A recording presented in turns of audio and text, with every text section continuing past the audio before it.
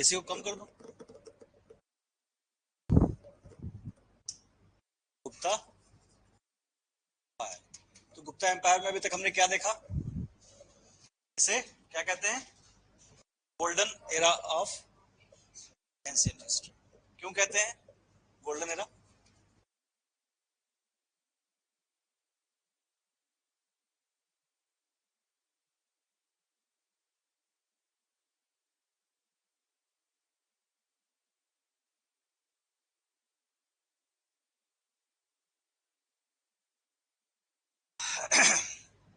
क्या क्या बातें थी जो हमने डिस्कशन की है अभी तक? आर्ट एंड कल्चर की डेवलपमेंट, और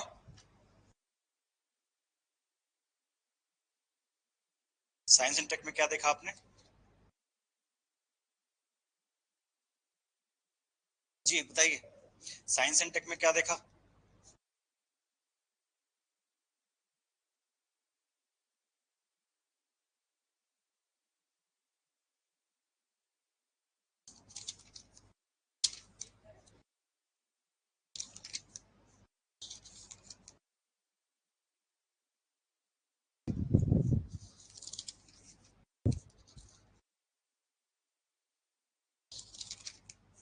हम्म, कल ही कराया है, भूल गए?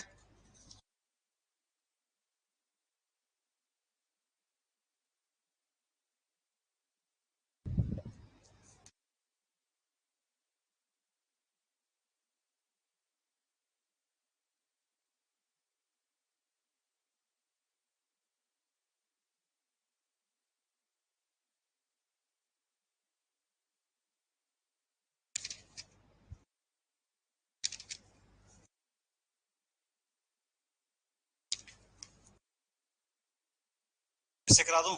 एक बार रिवाइज करा देता हूं इनको, फिर आपको भी समझ में आ जाएगा।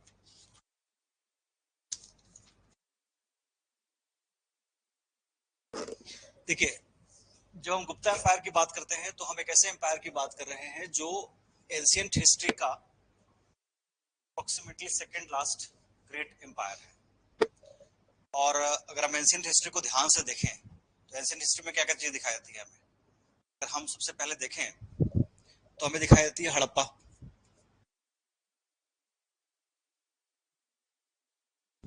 ठीक है? उससे आगे बढ़िए, फिर क्या आता है? वैदिक, वैदिक एज। वैदिक एज में वैदिक एज, लेटर वैदिक एज। लेटर वैदिक एज के बाद हम देखते हैं डेवलपमेंट ऑफ जैनिज्म, बुद्धिज्म। फिर हम क्या देखते हैं, अब यहां से देखिए, वैदिक एज के बाद यहां पे आ गया जैनिज्म एंड बुद्धिज्म। अब यहां पे आप जैनिज्म और बुद्धिज्म के साथ क्या देखेंगे? Development of 6 philosophies.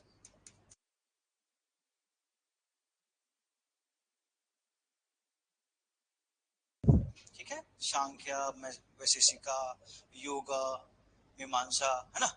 ये सब हम देखते हैं डेवलप होते हुए। इसके साथ साथ हम और भी फिलोसफीज देखते हैं, जैसे आजीविका। किसने शुरू किया था? मखाली घोषाल। किसने शुरू किया था? मखाली घोषाल। मखाली घोषाल क्या कहते हैं? बिलीव्ड इन प्रीडेस्टिनेशन, नियति। किसमें बिलीव करते हैं? नियति। अब एक चीज को समझिए यहां पे, जैनिज्म क्या कह रहा है? जैनिज्म बात कर रहा है आत्मा की, इसको चेतना कह रहा है, कॉन्सियसनेस की बात कर रहा है, और सोल की बात कर रहा है, चेतना की, सॉरी, चेतना की और आत्मा की बात कर रहा है। कॉन्सियसनेस मतलब चेतना, और सोल मतलब आत्मा। वो कह रहा है वो कोई भी चीज जिंदा है या मरी हुई है, सबके अंदर आत्मा है। आत्मा सबके अंदर कॉमन है। कॉमन फैक्टर क्या है कि सोल हर किसी में। इसको मारा, चोट लगा, लेकिन उसको चोट का एहसास नहीं हुआ। वैसे ही जैसे कोमा में गया हुआ इंसान जिंदा तो है, लेकिन उसका कंसियसनेस लेवल डाउन है, कि बायोलॉजिकली ही इज अलाइव, लेकिन उसकी चेतना जो है वो नीचे है, उसका स्तर नीचे है, इसलिए उसको चोट लग रही है लेकिन दर्द नहीं हो रहा, क्योंकि दर्द का एहसास नहीं हो रहा। ठीक है, वो ये कह रहा है कि भाई सबको आपने रिस्पेक्ट देनी है, आपको अपने अंदर का जो पाप है, जो आपने पाप कर्म किए हैं, जब तक वो नष्ट नहीं करोगे आप जन्म और मृत्यु से बाहर नहीं निकल पाओगे, यानी इस दुनिया से उस दुनिया नहीं पहुंच पाओगे। बुद्धिज्म क्या कह रहा है? बुद्धिज्म कह रहा है यह दुनिया दुखों से भरा हुआ है, और दुखों से बाहर निकलने का रास्ता क्या है? अष्टांगिक मार्ग, 8 फोल्ड पाथ। सिंपल सी बात को समझिए, वो कह रहा है कि आप मध्य मार्ग रखिए, आप अपने जीवन में सच्चाई लेके आइए, ईमानदारी लेके आइए, अपने बिलीफ सिस्टम को ठीक कीजिए, आपका जो लाइफ है वो सही हो जाएगा। यानी कि बुद्धिज्म जो है वो एक ऐसा रास्ता बता रहा है जो बहुत रिजिड नहीं है, एक सिंपल रास्ता है। लेकिन जैनिज्म जो है एक डिफिकल्ट रास्ते की तरफ कर रहा है। यानी हम अगर इसको इस तरीके से समझे कि जैनिज्म थ्योरेटिकल है और बुद्धिज्म प्रैक्टिकल है। जैनिज्म बात कर रहा है पिछले जन्म की और आने वाले जन्म की, बुद्धिज्म कह रहा है कि इसी जन्म में मेरे को सुख कैसे मिलेगा, खुशी कैसे मिलेगी, मुझे क्या करना चाहिए। इसी तरह से 7-6 फिलोसफीज आई जिसने अलग अलग बातें कही, कोई नास्तिक थे, कोई आस्तिक थे, किसी को ईश्वर में विश्वास था, किसी में नहीं था। उसी तरीके से आजीविका आए, वो कह रहे हैं कि भैया सब कुछ पहले से डिसाइडेड है, होना वही है जो किस्मत में लिखा हुआ है। आप भी बोलते हैं ना कभी कभी कि होना वही है जो किस्मत में लिखा हुआ है। इसी तरह से फिर यहाँ चरवाक आए। आप में से कई लोग होंगे जो सोचते होंगे खाओ पियो ऐश करो, क्या लेना, वही है ये चरवाक का फिलोसफी। ये कह रहा है कि खूब घी पियो, मिठाई खाओ, खूब खाओ पियो, जिंदगी एक ही बार मिली, नहीं है पैसे तो धार लेके खाओ, मरने के बाद कैसे चुकाना है। ठीक है, तो कहने का मतलब बिल्कुल साफ है कि आप देखिए यहां से वैदिक के बाद आप देखेंगे कि एक ब्लॉकेज आ गया। फिर कौन आए? मौर्याज। मौर्याज में देखिए चंद्रगुप्त फर्स्ट कौन थे? जैन धर्म स्वीकार कर लिया लास्ट में आके। सेकंड किंग कौन थे? बिंदुसार। बिंदुसार ने क्या किया? चंद्रगुप्त ने क्या किया? गुप्त मौर्य जैन बन गए। श्रावण बेलगोला गए कर्नाटका में, वहां पे उन्होंने जैन धर्म के हिसाब से अपने आप को शरीर त्याग दिया। नेक्स्ट आए बिंदुसार, उन्होंने आजीविका को सपोर्ट किया। उसके बाद कौन आए? अशोका और उनके सक्सेसर, आप सबको पता है ये कौन से थे? अशोका के बारे में सबको पता है। अब पूरे के पूरे मौर्य पीरियड में क्या हुआ? जैन धर्म, बौद्ध धर्म, आजीविका, ये प्रोपगेट होते रहे। फिर कौन आए? फिर मौर्यास के बाद आए सुंग। सुंग के बाद कौन आए? कण्व। थोड़ा सा रिवाइवल देखते हैं, लेकिन वो भी बहुत सफिशिएंट नहीं था, बिकॉज उनका टाइम पीरियड बहुत शॉर्ट रहा। अब कण्व के बाद अगर आप देखेंगे तो यहाँ पे फॉरेन इन्वेजन फिर से शुरू हो जाता है। फॉरेन इन्वेजन में पहला इन्वेजन किसका होता है? ग्रीक। Greek invasion. ग्रीक के बाद पार्थियन। पार्थियन मतलब ईरानी, ईरान के लोग भी यहाँ बहुत इन्वेजन करते थे, तो पर्शियन कहते हैं। जर्क्सीज नाम सुना है? डेरियस, जर्क्सीज के पिता थे डेरियस। आपने पिक्चर देखी होगी 300, इसमें जो आर्मी होती है 300 लोगों की वो रोकती है, तो जिस आर्मी को रोक रही थी ना वो जर्क्सीज थे। और जो आर्चर्स लास्ट में सबको मारते हैं वो इंडियंस थे, पता है आपको? उसने स्पेशली आर्चर्स इंडिया से अपॉइंट करके लेके गया था, और उन्हीं आर्चर्स ने इस लड़ाई को चेंज किया। ठीक है, पार्थियन आ गए। पार्थियन के बाद कौन आए? सका। सब बुद्धिज्म, सब बुद्धिज्म से इन्फ्लुएंस थे, ग्रीक भी, मिनांडर। मैंने बताया था एक किताब लिखी गई मिलिंद पन्हा, ठीक है, मिलिंद पन्हा मतलब क्वेश्चन ऑफ मिलिंद। मिनांडर जो थे ग्रीक किंग, उनका नाम इन्होंने कर दिया मिलिंद, और उसके ऊपर एक किताब लिखी मिलिंद पन, मींस की मिलिंद के पूछे हुए क्वेश्चंस। किससे पूछे? एक बुद्धिस्ट मॉन्क थे जिनका नाम था नागसेन। तो नागसेन से 100 सवाल पूछे, बोले कि मेरे 100 सवाल का जवाब अगर आप दे देंगे, सही सही कन्विंस कर देंगे, तो मैं बुद्धिज्म एक्सेप्ट कर लूंगा। उन्होंने ऐसे ही किया।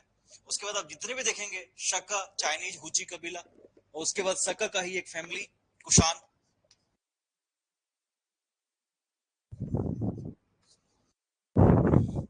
ये सब बुद्धिस्ट। अब बुद्धिस्ट में कौन से? महायान बुद्धिस्ट है, महायान। अब मुझे बताइए, हीनयान और महायान में क्या फर्क है?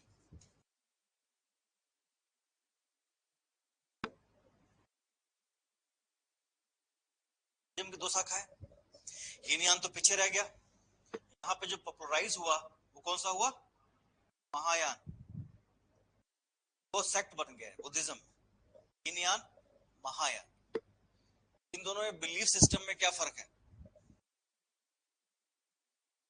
Hinayana considered Buddha as teacher and, और महायान वाले क्या मानते थे?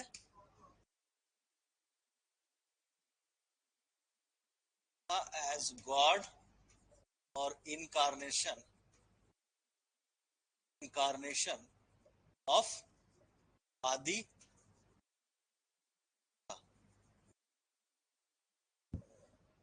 इनकारनेशन अवतार, बोधिसत्व। बोधिसत्व का मतलब क्या होता है? टर्म्स मैंने कितनी बार कहा है, टर्म्स पे फोकस कीजिए अगर आईएएस बनना है तो, है। बोधिसत्व का मतलब क्या होता है? अलग अलग समय में आदि बुद्धा के अलग अलग अवतार, जिनको ज्ञान की प्राप्ति हुई, those who enlightened considered as Bodhisattva. Mahayana ये मानता है कि गौतम बुद्ध एक बार नहीं आए दुनिया में, वो हर युग में आए।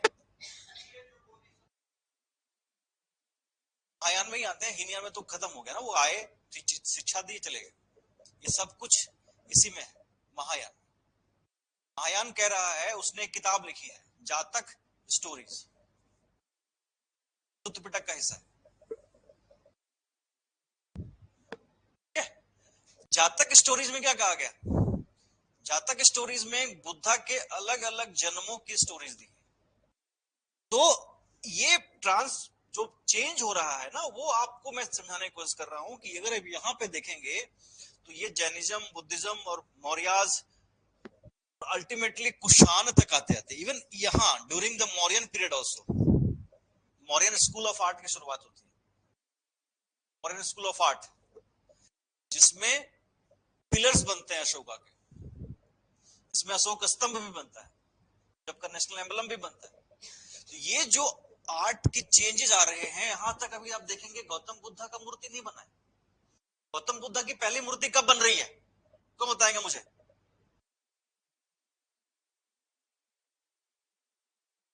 ये सब सवाल तो आएंगे, इसी में गच्चा खाते हैं आप लोग, समझाया हुआ है मैंने। कौन से स्कूल ऑफ आर्ट में मैंने बताया था? पहली बार मूर्ति की बात की थी मैंने, स्कल्पचर, कुशाना और मथुरा स्कूल ऑफ आर्ट। इस चीजों को ध्यान रखा कीजिए, बताता हूँ। कुशाना और मथुरा स्कूल ऑफ आर्ट में पहली बार मैंने अभय मुद्रा दिखाई थी कि नहीं दिखाई थी आप लोग? दिखाई थी ना? तो पहली बार जब उसी टाइम पे पहली बार मूर्ति बनी, और महायान पहली बार यहीं से प्रोपेगेट होता हुआ आपको दिखाई दे। गौतम बुद्ध की मूर्ति बन रही है, इसको बाद में जैनिज्म में भी और आप हिंदुइज्म में भी फॉलो होते हुए दिखेंगे। मंदिर सबसे पहले कब बने?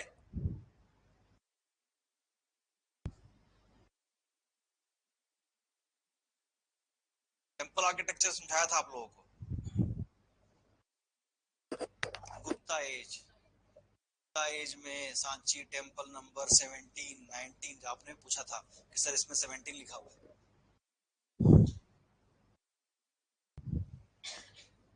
लोग पढ़ते नहीं दोबारा। अब देखिए यहाँ पे पहली बार मूर्ति बननी शुरू हुई कुशाना पीरियड में। अब कुशाना पीरियड को आप ध्यान से सोचिए, कुशाना पीरियड है क्या? आप भगवान कृष्ण को देखते हैं, भगवान कृष्ण के बारे में आप क्या पढ़ते हैं? उनके जो मामा थे वो क्या नाम था उनका? कंस। कुशाना किंग का नाम क्या है?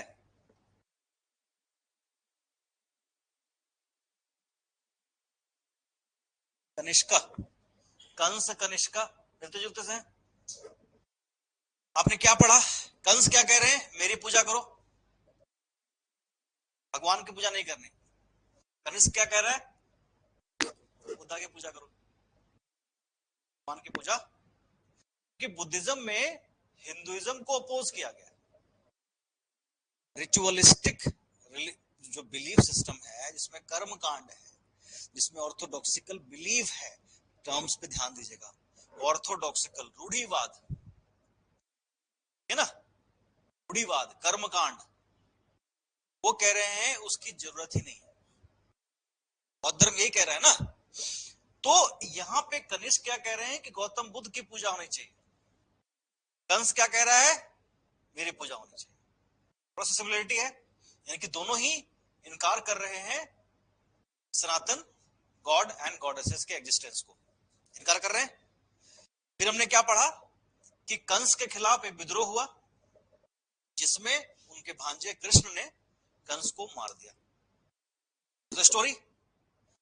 अब जब भी कनिष्क का हम स्टेचू देखते हैं तो हमें क्या दिखाई देता है?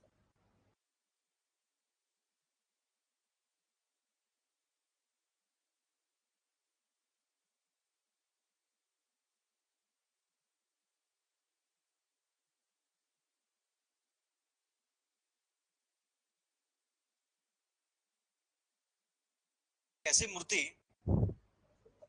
इसका सर ही नहीं है, हाथ में कटे हुए, इंडिकेट करता है कहीं ना कहीं इनके खिलाफ विद्रोह हुआ होगा, इनको भी शायद मार दिया गया होगा या इनको पीछे धकेल दिया गया होगा, और इनकी जो मथुरा थी तो इनसे छीन लिया गया होगा। तो हम क्या देखते हैं, कुशाना एम्पायर का कैपिटल कहाँ था? मथुरा एंड पुरुषपुर, अफगानिस्तान में। यहाँ मथुरा का कैपिटल कनिष्क का भी है, और मथुरा किंग कौन था? भी। काफी हद तक दोनों रिलीजियस बिलीफ में यहाँ डिस्प्यूट होता हुआ हमें दिखाई देता है। और कुशान एम्पायर के खत्म होने के बाद जब एक नया एम्पायर आ रहा है, जिसे हम गुप्ता एम्पायर कह रहे हैं, वो गुप्ता एम्पायर किस तरह का एम्पायर है? पूरी तरह से रिलीजियस, यानी कि हिंदुइज्म पे बेस्ड है कि नहीं है? कैसे पता लगा हिंदुइज्म पे बेस्ड है?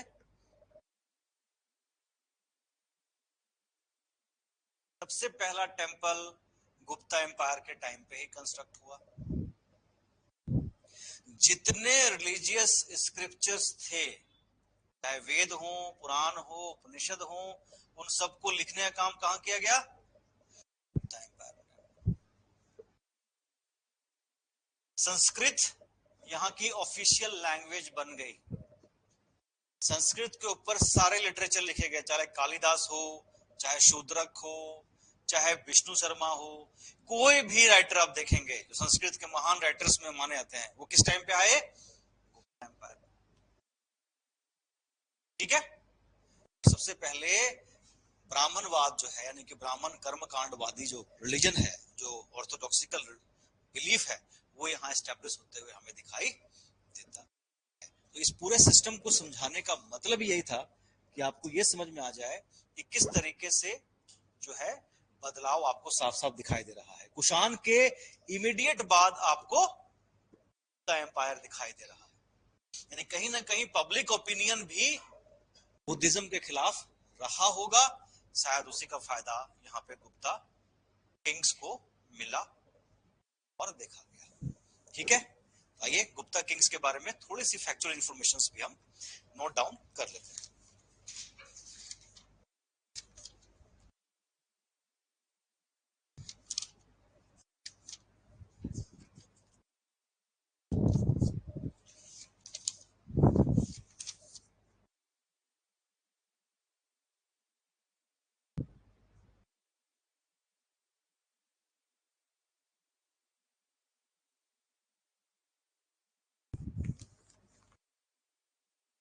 इसके सोर्सेस तो हमने पहले दिन ही कर लिए थे ना। सोर्सेस कर लिए थे ना हमने गुप्ता एम्पायर के, लिए थे।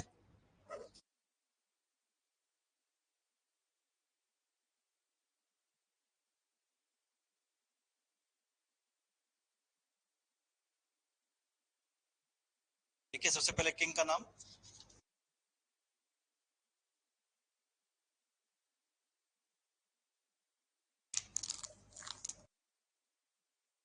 सबसे पहले किंग का नाम है, किंग थे Shri,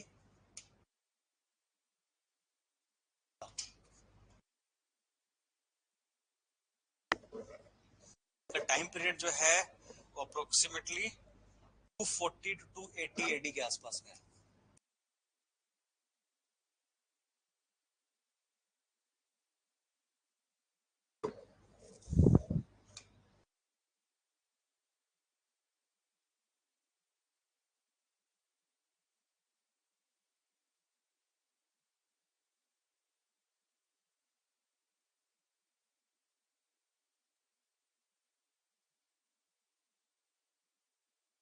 He accepted the title of Adiraj.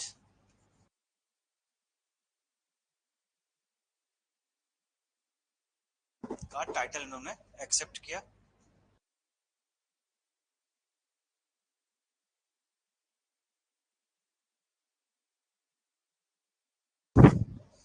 And महाराज।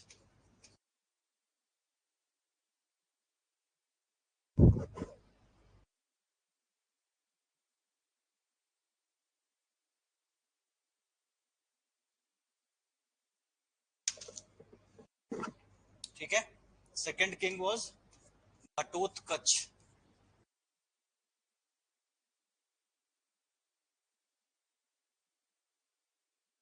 उत्कच,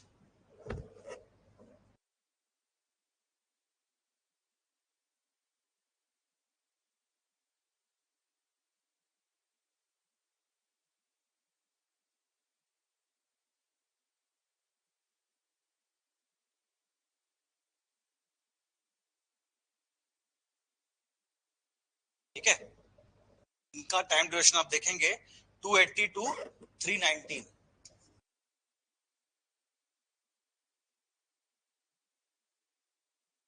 उन्होंने भी जो टाइटल एक्सेप्ट किया वो था महाराज। अब एक्चुअल में जो इंस्क्रिप्शंस मिलते हैं हमें, specially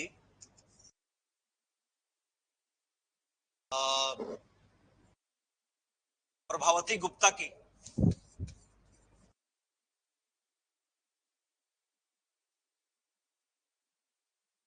daughter of Chandragupta, Chandragupta two की जो बेटी थी, उनके जो इंस्क्रिप्शंस हैं उनमें इनको फाउंडर तो कहा गया है, बट ये जो टाइटल है महाराज का, that used to be taken by feudatory chiefs, यानी कि सामंत, यानी कि जमींदार। जो जमींदार हुआ करते थे किसी राजा के अंडर, वो महाराज का टाइटल लिया करते थे। तो इनको एज ए फर्स्ट किंग ना मान करके कुशानों का एक फ्यूडल चीफ यानी एक सामंत या जमींदार माना जाता है। The first king that accepted the title of Maharaja Dhiraj was third, that was Chandra Gupta I, and he accepted title of Maharaja Dhiraj,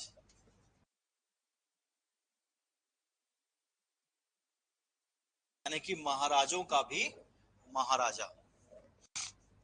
इनका टेन्योर है 319 टू 335।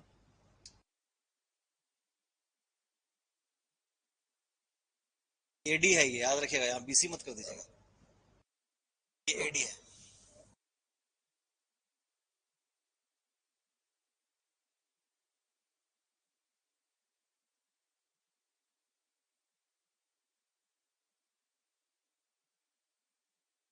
ठीक है, चंद्रगुप्ता वन के बारे में यह कहा जाता है कि he basically spreaded his influence through matrimonial alliance.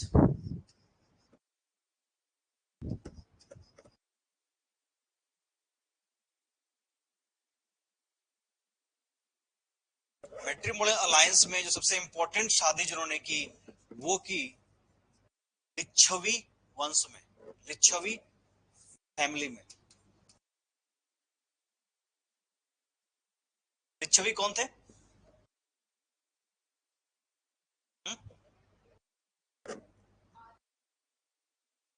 हाँ, प्रिंसेस का नाम था कुमार देवी। ये इंपॉर्टेंट क्यों है कुमार देवी, इंपॉर्टेंट यहाँ पे क्यों है, उसके दो तीन रीजन को समझिए।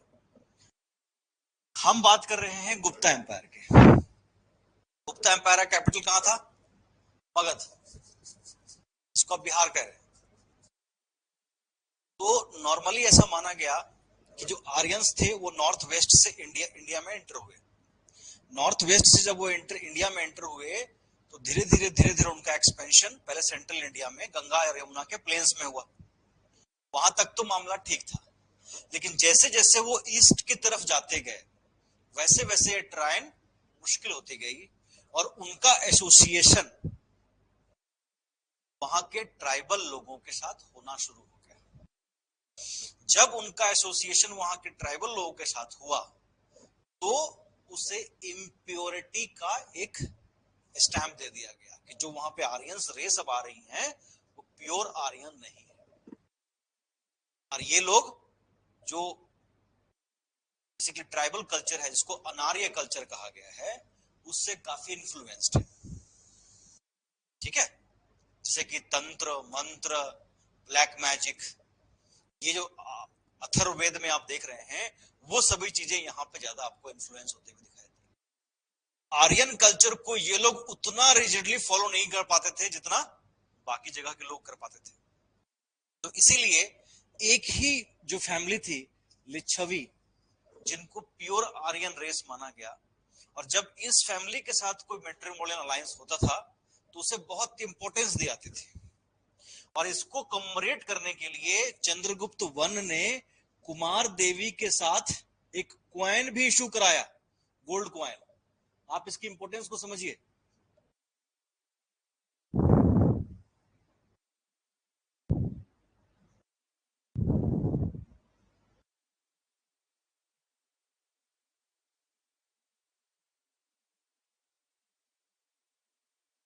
देखिए ये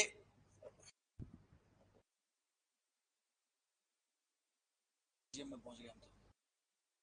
ये आप क्वाइन देख रहे हैं, ये देखिए ये क्वाइन।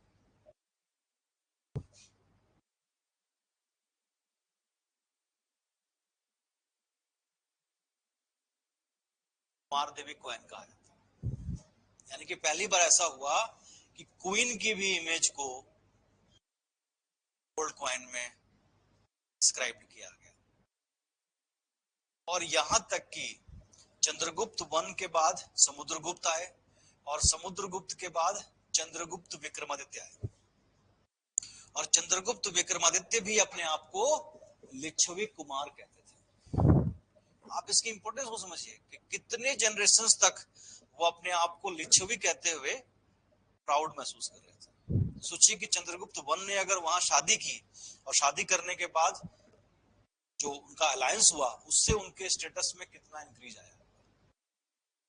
ठीक है, next, he started Gupta era.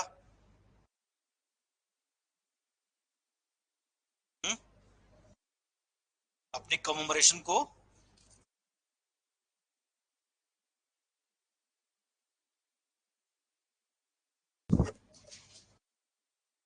कहां गए हमारे चंद्रगुप्ता? Started Gupta era.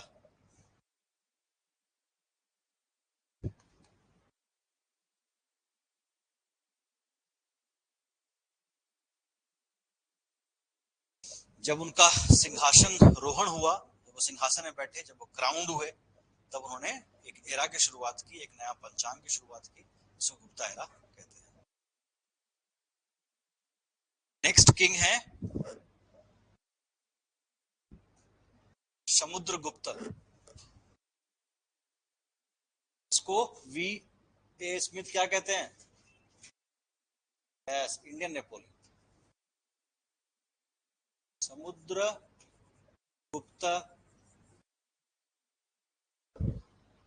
समुद्रगुप्त प्राकर्णक।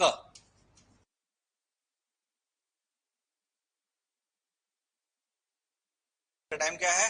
3:35 से लेकर के 3:73 तक।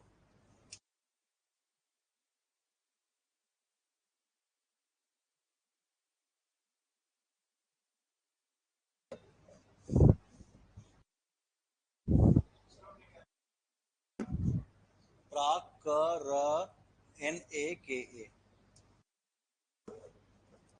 प्राकर्णक के बारे में इंफॉर्मेशन कहां से मिलती है?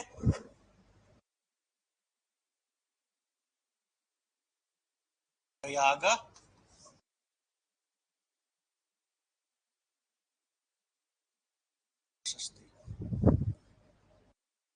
by his minister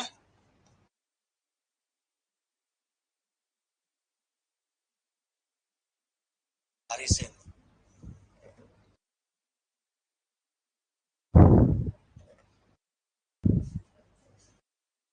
He used to play Veena.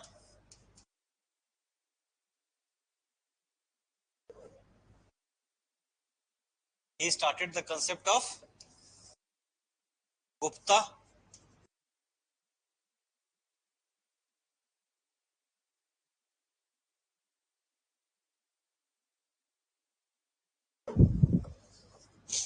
अभी हमारे एक स्टूडेंट लगी है डीएसपी हरियाणा में। जब इंटरव्यू के लिए आए थे तो मैं जब उनसे इंटरव्यू लिया था तो मैंने उनसे पूछा था difference between imperialism and colonialism.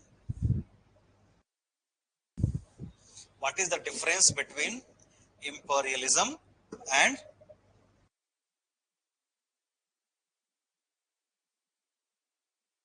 colonialism?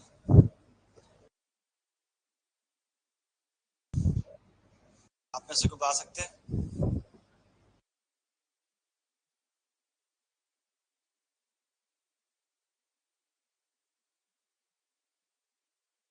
कहते हैं कॉलोनी बनाई गई, ये बिहारियों की कॉलोनी है, ये मद्रासियों की कॉलोनी है, ये पंजाबियों की कॉलोनी, कहते हैं कि नहीं कॉलोनी? छोटे शहरों में ज्यादा यूज करते हैं। ये कॉलोनिज्म क्या है? किसी भी दूसरी कंट्री में ट्रेड के लिए, जॉब के लिए जब किसी दूसरी कंट्री से लोग जाकर के बसते हैं व्यापार करने के लिए, उसे कॉलोनी कहा जाता है। इसमें कोई भी हो सकता है, रिलीजियस प्रोपगेशन के लिए भी हो सकता है, वो धर्म को प्रचार करने के लिए भी एक कॉलोनी बना लिया अपनी छोटा सा। जरूरी नहीं कि उसमें उन्हीं का रूल चल रहा हो, किसी का भी रूल हो सकता है, लेकिन रह वहां रहे तो उसको कॉलोनी कहेंगे। कॉलोनिज्म किसी पर्पज से हो सकता है, लेकिन इंपीरियलिज्म हमेशा आर्मी की स्ट्रेंथ से ही होगा, यानी कि बाय फोर्स अपनी टेरिटरी को इंक्रीज करना, दैट इज इंपीरियलिज्म। क्लियर? तो गुप्ता इंपीरियलिज्म का मतलब क्या हुआ? गुप्ता इंपीरियलिज्म मतलब गुप्ता एम्पायर को एक्सपैंड करना इन ऑल इंडियन सब कॉन्टिनेंट। ठीक है? प्रयाग प्रशस्ति में क्या लिखा हुआ है? प्रयाग प्रशस्ति में लिखा हुआ है कि किस तरीके से north India, central India, eastern India, north sorry east, south, south east and किस तरह साउथ वेस्ट, सारे टेरिटरी को समुद्रगुप्त ने अपनी आर्मी से रौंद दिया। किन किन राजाओं को हराया, क्या क्या काम किए और किस तरह की उनकी पर्सनालिटी थी, ये सारी एक्सप्लेनेशन प्रयाग प्रशस्ति में। ठीक है? ये समुद्रगुप्त वो किंग थे जिन्होंने कभी भी कोई हार नहीं देखी और इनके टाइम पे सबसे ज्यादा एक्सपेंशन आप देखते। क्लियर? नेक्स्ट।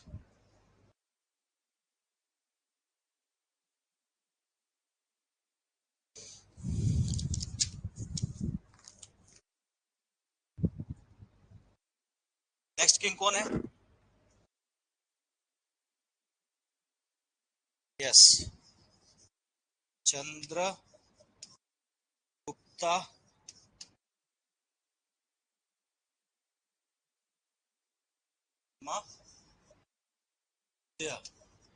विक्रमादित्य का टाइटल कौन लेता था?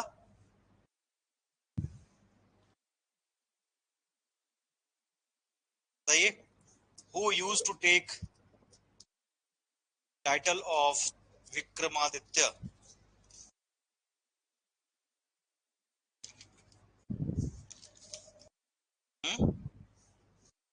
कौन?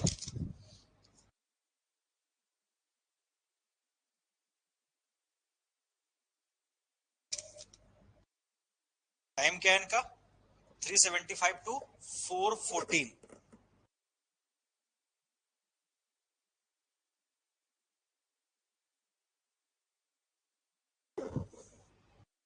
विक्रमादित्य का टाइटल वही ले सकता था जिसने शकों को हराया था। जो शक को हराता था वो विक्रमादित्य का टाइटल ले सकता था।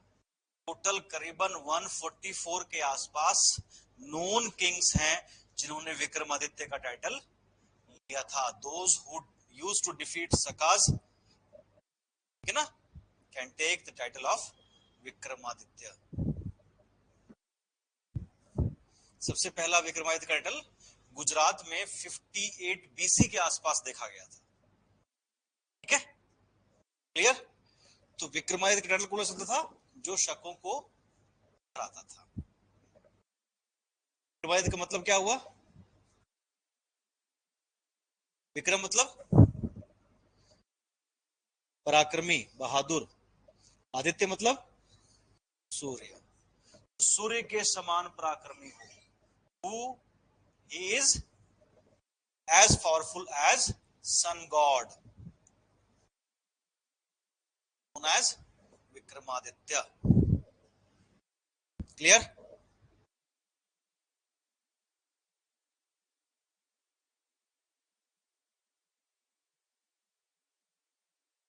इनके बारे में कहां कहां जानकारी मिलती है हमें? पहला है सोर्स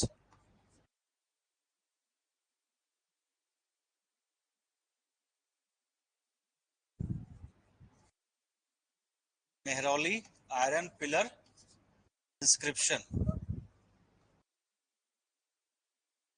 आप लोगों में से कोई कुतुब मीनार गया? कुतुब मीनार में आपने एक लोहे का पिलर देखा? इन्हीं के बारे में, उसी को कहते हैं आयरन पिलर।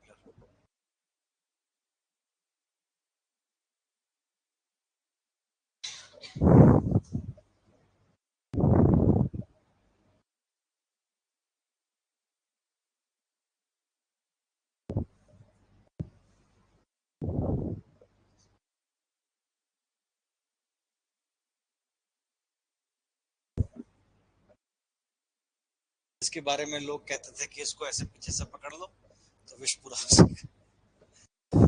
इसीलिए इसके चारों तरफ ये लगा दिया गया ताकि लोग इसको खराब ना कर दें, कि हाथों में बहुत सारे बैक्टीरिया वगैरह होते हैं, खराब हो जाएगा। इसमें बताया गया है अबाउट राजा चंद्र। यहाँ पे ये जो स्ट्रक्चर आपको दिख रहा है, आपको पता है क्या है?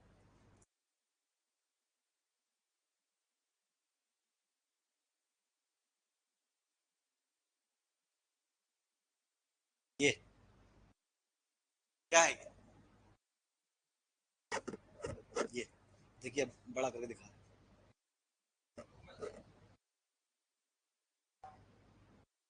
ये इंडिया में बनाया गया पहला मॉस्क था। किसने बनवाया था? कुतुबुद्दीन ऐबक ने। क्या नाम था इसका? कुव्वत उल इस्लाम। कुव्वत उल इस्लाम मॉस्क। क्या नाम था? कुव्वत उल इस्लाम मॉस्क। अगर आप वहां पे कुतुब मीनार के कॉम्प्लेक्स में जाएंगे,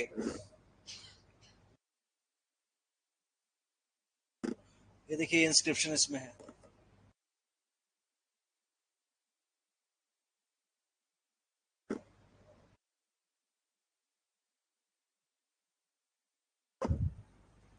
इसमें description is given. Brahmi Brahmi Brahmi script. मैंने बताया था ना आपको, जो लैंग्वेज होती है वो प्राकृत है। स्क्रिप्ट कौन सी है? ब्रह्मी, अरामिक, खरोष्टी। ठीक है, ब्रह्मी, अरामिक, खरोष्टी। तो एक तो ये हो गया, मेहरौली के आयरन पिलर से पता लगता है। दूसरा इंफॉर्मेशन कहां से मिलता है? उदयगिरी केव inscription.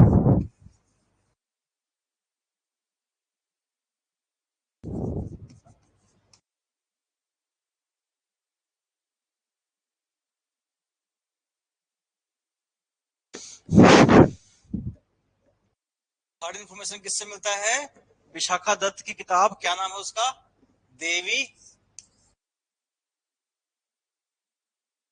चंद्रगुप्तम। Devi चंद्रगुप्तम, written by Vishakha Dutt. इसमें ध्रुव देवी और चंद्रगुप्त विक्रमादित्य की शादी का पूरी स्टोरी दी हुई है।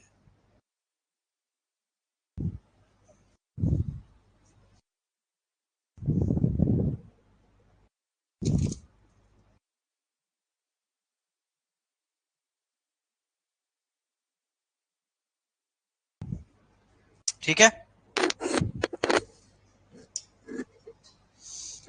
चंद्रगुप्त टू के टाइम पे सकाज वर प्रेजेंट इन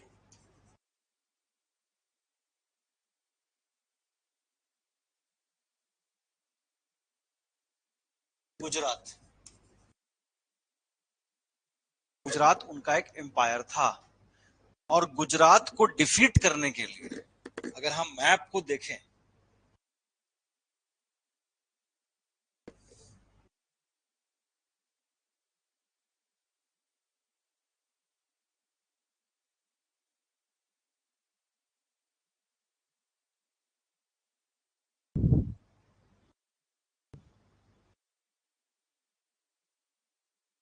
ये जो मैप में आपको दिखाई दे रहा है,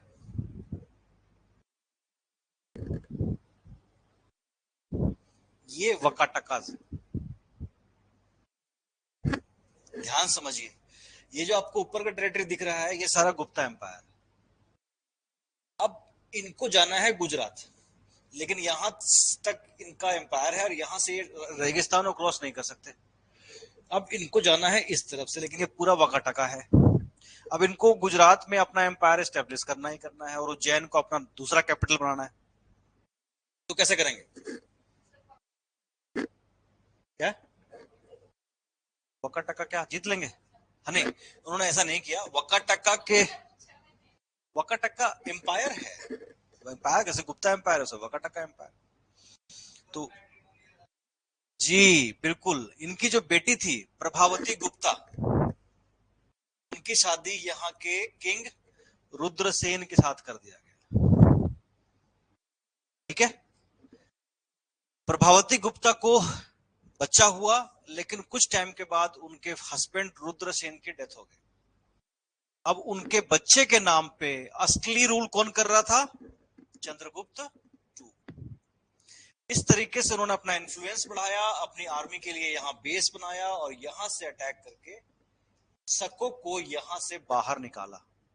and because of that he was also called as Shakari. का पूरा नाम है शाकारी चंद्रगुप्त विक्रमादित्य। शको को इंडिया से बाहर निकालने वाले शाकारी चंद्रगुप्त विक्रमादित्य। ये क्वेश्चन पीसीएस में आया हुआ है। पीसीएस में ये क्वेश्चन पूछा गया है। अभी हम डिस्कस करेंगे आगे कि आईएएस में किस तरह क्वेश्चन आते हैं, पीसीएस में किस तरह से क्वेश्चन आते हैं, तो वो आप लोगों को बताया जाएगा।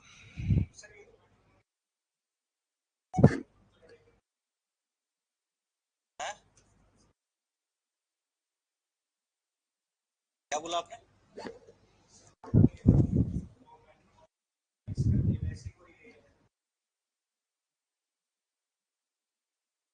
नहीं, तो ये आपको किसने कहा कि गुजरात में उन्होंने अटैक नहीं किया? खुद नहीं गए। वकाटक्का में तो मेट्रोनल अलायंस करके सिर्फ वहां पे अपना इन्फ्लुएंस बढ़ाया ना, ताकि वो रास्ता दे सके इनके आर्मी को क्रॉस करने के लिए। पहले आर्मी जब गुजरती थी, तो आपको क्या लगता है कि 3 लाख 2 लाख 2 लाख 3 लाख 3 लाख लोग जब गुजर रहे हो, आर्मी जा रही हो, तो उसके साथ 1 लाख 1.5 लाख तो सेवा करने वाले नौकर चाकर होते थे। कितने सारे हाथी, कितने सारे घोड़े होते होंगे, सोच के देखो। जिस रास्ते से वो गुजरेंगे, सोचो उसमें कितना खाना पीना, कितनी चीजों का जरूरत होगा। और जिस रास्ते से गुजरेगी, वहां के लोगों को कितनी परेशानी होगी, सोच के देखो। 3 लाख लोग यहाँ होते हैं, और भी आर्मी ड्रेस में, कुछ घुड़सवार, कुछ हाथी सवार, कुछ रथ सवार, कुछ पैदल सेना। और उसके साथ साथ उनके नौकर चाकर, उनका सारा तंबू वंबू कुछ। आर्मी को सपोर्ट करने के लिए बैकअप सब चाहिए ना, इतने लोग कहीं जाएंगे तो उनका खाना पीना, मेडिकल असिस्टेंस, हर तरह की सपोर्ट चाहिए। अब वो डायरेक्टली अगर वहां पे अटैक करते तो यहाँ से अगर ये आते भी तो यहाँ से बहुत लंबा टेरिटरी पड़ता ना, यहाँ से आकर के ब्रेक ले लिया और यहाँ से अटैक करना आसान था, इन्होंने यहाँ से किया। आपको किसने कहा कि लड़ाई सिर्फ आर्मी जीतती है? किसी भी लड़ाई को जीत या हार उस लड़ाई के शुरू होने से पहले तय हो जाता है। लड़ाई तो सिर्फ फॉर्मेलिटी होती है। नहीं, अगर आपको पता हो कि आप जिससे लड़ाई करने जा रहे हो उससे आप जीत नहीं पाएंगे तो आप लड़ेंगे उससे? आप पहले इंश्योर करते हैं कि हम इसको जीतेंगे, फिर आप लड़ाई करते हैं। और जो लड़ाई इंश्योर किए बगैर जाता है लड़ने, वो बेवकूफ होता है? यूक्रेन चलो अपने एग्जिस्टेंस के लिए लड़ रहा है,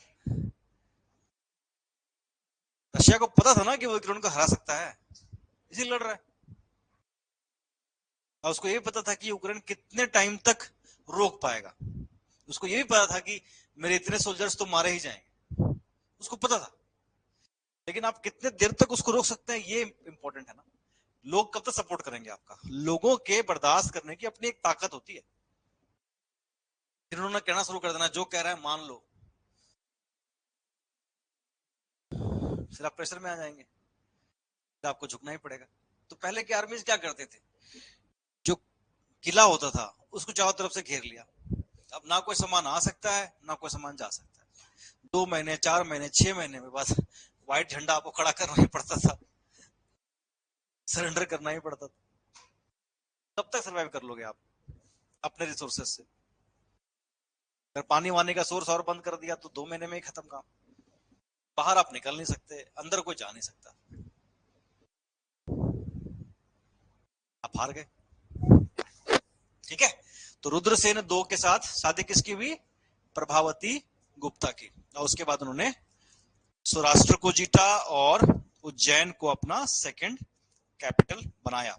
इनके टाइम पे कौन आए थे फॉरेन ट्रेवलर? हैं? Fahien.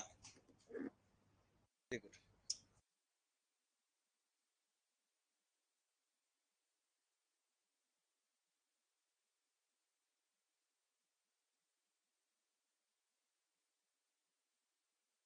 Fahien visited India during his tenure.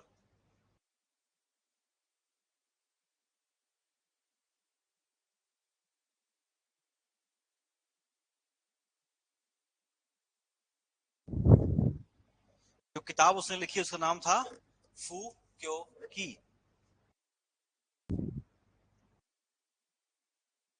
इसका मीनिंग होता है गॉड ऑफ डिस्ट किंगडम।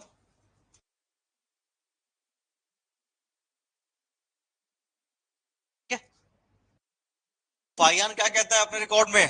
फाइयान कहता है कि बहुत इकोनॉमिक ग्रोथ देखी जाती है गुप्ता एम्पायर में, कई शहर उसने देखे। उसने ये भी बताया कि जो गुप्ता किंग है वो सारे हिंदू रिलीजन में बिलीव करते हैं, लेकिन किसी और रिलीजन को लेकर के इनटॉलरेंट बिल्कुल भी नहीं है, जबकि इसके ऑपोजिट वो गिफ्ट और पेट्रोनेज देते हैं हर रिलीजन को। ठीक है, लोग खुशहाल हैं, अपने राजा से खुश हैं। इसके बाद एक और विजिटर आते हैं, इट्स स्टिंग, नाम था उनका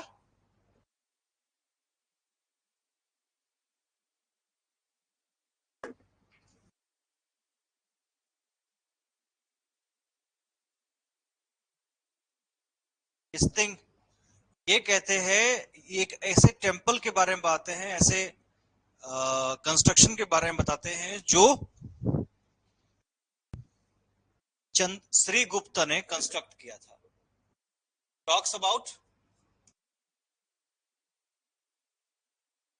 shrine for Buddhist Monks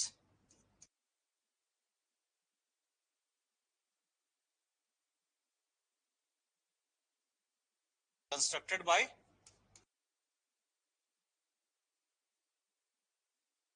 Shri Gupta.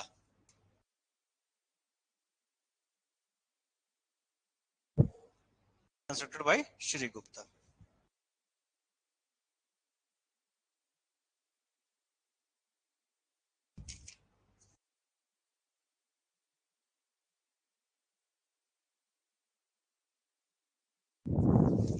फिर इसके बाद दो किंग और आते हैं, कौन कौन से हैं, कौन बताएगा? हम्म,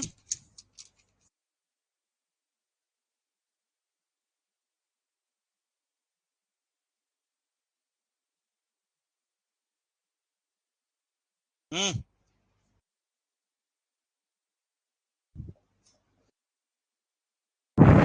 कुमार गुप्त एंड स्कंद गुप्त।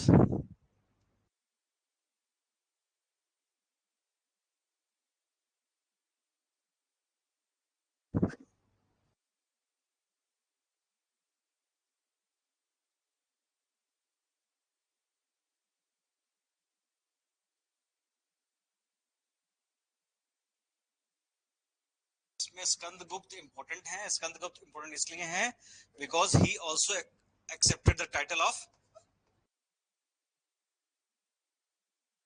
Ramayana, and second is invasion of Huna tribe.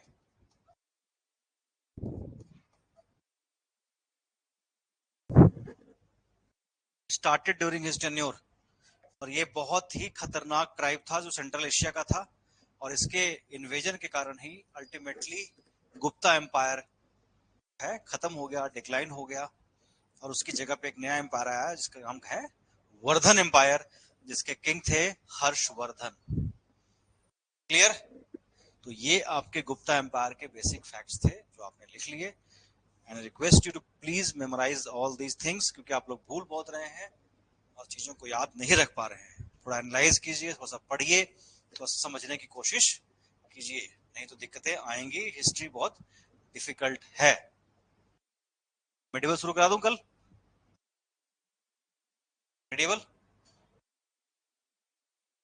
अभी तो किस थर्ड सब्जेक्ट चल नहीं रहा ना, एक सब्जेक्ट ही पढ़ोगे बस हैं? साउथ के कौन सा? चोला चेरा पांड्या? आप लोगों को चंद्रगुप्ता परेशान कर रहा था साउथ के शुरू करने में, कर देता हूँ, मुझे क्या दिक्कत? साउथ के करने कि मेडिवल करने पहले?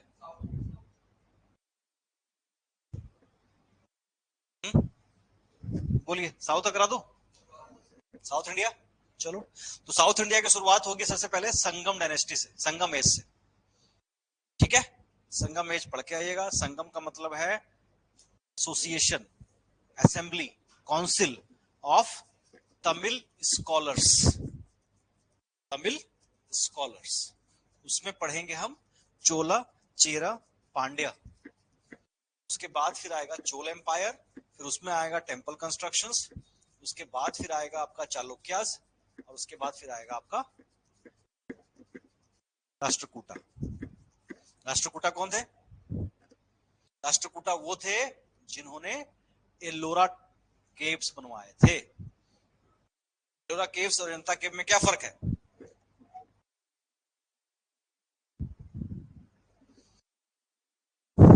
अजंता और एलोरा में क्या फर्क है?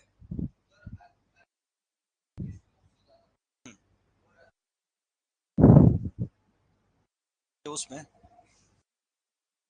आप समझ लो, ये जो उसमें अजंता में सिर्फ हीनयान और महायान यानी कि बुद्धिस्ट से रिलेटेड केव्स हैं, और एलोरा में बुद्धिस्ट भी है, जैनिज्म भी है, हिंदुइज्म भी है, और उसके सबसे खूबसूरत टेम्पल जो है कैलाशनाथ टेम्पल है, जो एक बड़े से पहाड़ को, पत्थर के पहाड़ को ऊपर से नीचे की तरफ काट के बनाया गया। हाँ, रॉक कट टेम्पल। तो ये सब पढ़ लेंगे, ठीक है? चलिए, थैंक यू सो मच।